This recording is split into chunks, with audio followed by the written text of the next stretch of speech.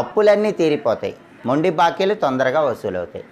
ఆ 5 మొక్కల్లో మొట్టమొదటి మొక్క తులసి మొక్క. ఎవరైనా సరే ఇంట్లో కృష్ణ తులసిని కానీ లక్ష్మీ తులసిని కానీ పెంచుకోవాలి. అలా పెంచుకుంటే లక్ష్మీ కటాక్షం విశేషంగా కలుగుతుంది. రెండవది మారేడు. ప్రతి ఇంట్లో కూడా మారేడు మొక్క తప్పనిసరిగా ఉండాలి.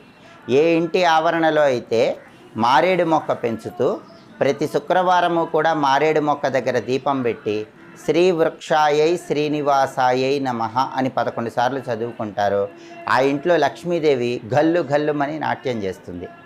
ఆ తర్వాత మూడవ చెట్టు ఉసిరిక చెట్టు. ఈ ఉసిరిక చెట్టులో పెద్ద ఉసిరి అని ఉంటుంది. ఈ పెద్ద ఉసిరిని ఇంటి ఆవరణలో పెంచినట్లయితే లక్ష్మీనారాయణులు ఇద్దరి అనుగ్రహము విశేషంగా కలుగుతుంది. ఆ తర్వాత 4వ చెట్టు అరటి చెట్టు. ఏ ఇంటి ఆవరణలో అయితే అరటి చెట్టు పెంచుతారో ఆ ఇంట్లో ఎలాంటి కష్టాలు ఉండవు. డబ్బు పరమైన